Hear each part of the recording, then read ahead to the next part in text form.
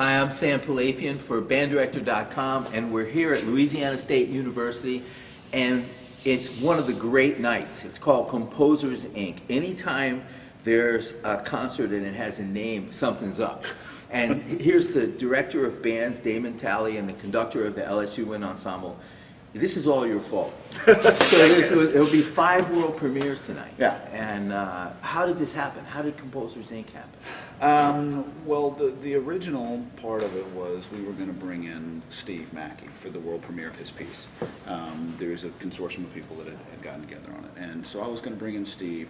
And I was actually thinking, well, maybe we'll have him do an electric guitar piece or something like that, too. And then I got to thinking, well, we've got this piece that's just been finished by Alex Gardner.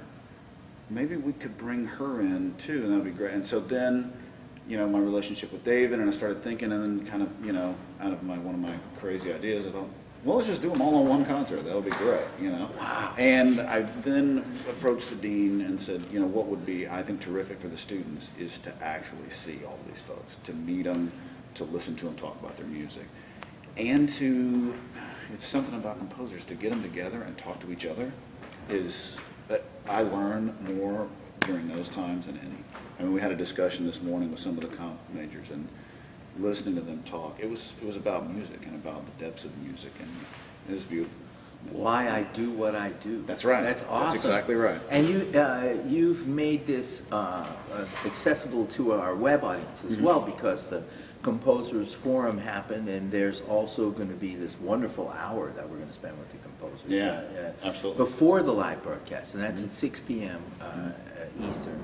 But the other thing about it is how these composers were chosen. I got how it began, and then you remembered that Alex Gardner had a piece that would fit. And is there a thread that runs between the people? Yeah, so Dan Visconti, I was in touch with Dan maybe 3 or 4 years ago after I did a piece of his at UT Austin.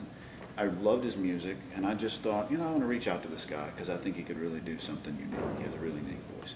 So we got talking, and I put a little consortium together to commission him for a piece. And then he said, Alex Gardner's never written a piece, and she's terrific. You ought to look at her. You ought to talk to her. I said, okay, that's great. So then she and I got chatting. And so then David Little and I taught together at Shenandoah. Oh. And we're great friends. And one of the conversations that we would have all the time, and I loved it, was, okay, who has not written for Wind Ensemble? Who should write for Wind Ensemble? I mean, that's one of the things. That's a great discussion. That's one of the things that I'm really passionate about is, we have some great composers who have written a lot for us. But there are really terrific people who have just never written for the medium. And their voices and their ideas are like nothing we've heard. So David and I just would constantly toss that around. And he said, who you really should get is Steve Mackey. And I said, I don't really know as much about him, but let me go listen to a little bit. I listened to a little bit. Yeah, this is the guy we should get. This would be great. This evening was networked. Yeah. It was collaborated by the composers and you, the conductor. This is amazing. Yeah, amazing. It was a good. I mean, it just worked out really well.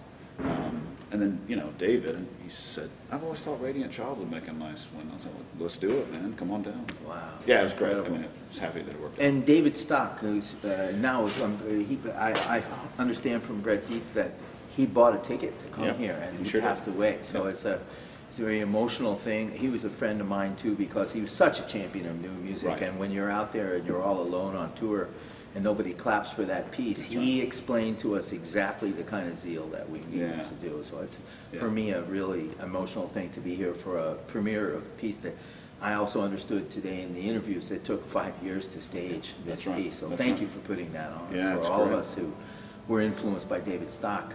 I was happy to do it, and what I didn't realize is that David Stock and David Little actually had quite a connection. He really kind of took David Little under his wing early on with Pittsburgh New Music Ensemble, and I didn't even know that until we were talking about the trip. And David said, "Yeah, I got to tell you, when I was young and didn't know hardly anything, he really saw something in me and took me under his wing." And What a night. That's great. Yeah. What a night. Yeah. And there are relationships. I mean, they all got each other on this concert. Yeah, This is awesome. Yeah. That's going to be great. And So what about, so for our audience, and there might be teachers out there and students out there and a whole lot of enthusiasts and new music people that like fresh music. What a night of fresh music this is.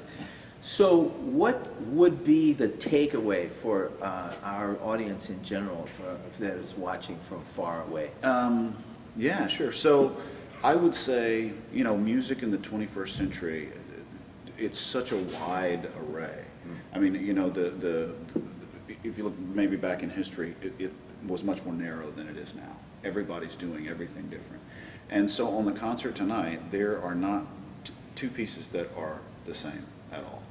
I mean, if you're listening and whatever piece you're listening to, you think, oh, this is not for me, I can promise you the next one's completely different. Wow. Every single one of them. You know, the first piece on the concert starts with a collection of instruments, I mean, kazoos and all kinds of stuff. Right. And that's the only time you're going to see it. So I guess the takeaway would be that music now has really widened out on this cloth, and it continues to do so. And composers are willing to take, especially these, are willing to take big risks to bring what they want into art.